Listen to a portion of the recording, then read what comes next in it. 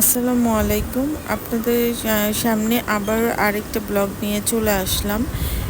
এবার আমি গাছ নিয়ে কিছু কথা বলবো। আমার কাছে কিছু মানি প্ল্যান্ট গাছ আছে, যা হচ্ছে আমি বৃক্ষ মেলা থেকে সংগ্রহ করেছিলাম।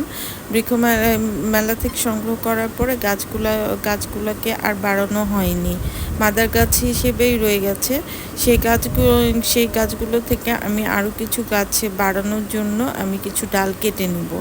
প্রথমেই বলে রাখি, মানি প্ল্যান্ট গাছ যদি বাড়াতে হয় এবং মাদার গাছটা যদি ঝোপালো করতে হয়, তাহলে অবশ্যই সবসময় ট্রিমিং করতে হবে। ট্রিমিং করলে গাছের জন্য খুব ভালো।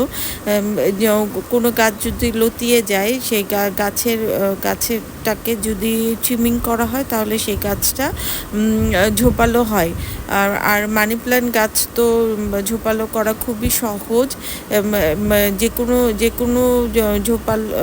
কোনো ডাল যেটা খুব বেশি লম্বা হয়ে গেছে, সেখান থেকে শিকড় সহ কেটে নিলে এবং টুকরো করে শিকড় সহ টুকরো করে যদি একটা পাতা আর শিকড় সহ যদি টুকরো করা হয়, তবে সেটা থেকে আরও শিকড় গজিয়ে আর ডালপালা গজায়, ডালপালা হয়ে থাকে। আপনারা যদি মানি প্ল্যান্ট গাছ বাড়িতে রাখেন, তাহলে এভাবে প্রপাগেট করতে পারেন। আমি মানি প্ল্যান্ট গাছ খুব পছন্দ করি, কারণ হচ্ছে এটা খুব সহজ, এটা পালা খুব সহজ, এবং এটা খুব সহজে একটা থেকে অনেকগুলো গাছ করা যায়। এবং মানে আপনারা সবাই জানেন, মানি প্ল্যান্ট গাছ হচ্ছে অক্সিজেনের কারখানা। অক্সিজেন বাতাস বিশুদ্ধ করার জন্য মানি প্ল্যান্ট গাছ খুবই উপযোগী একটা গাছ, এবং আপনি এই গাছটাকে ঘরের বাইরে সুন্দরভাবে রেখে দিতে পারেন।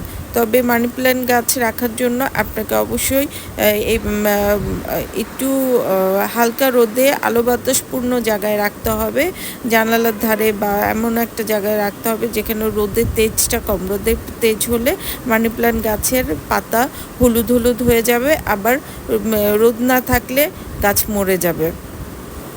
পানি আর মাটিতে দুই জায়গাতেই মানি প্ল্যান্ট গাছ রাখা যায়। আপনারা পানিতে যদি রাখেন, তাহলে 2 দিন পর পানি চেঞ্জ করবেন। আর মাটিতে রাখলে মাসে একবার সার দিলেই চলবে।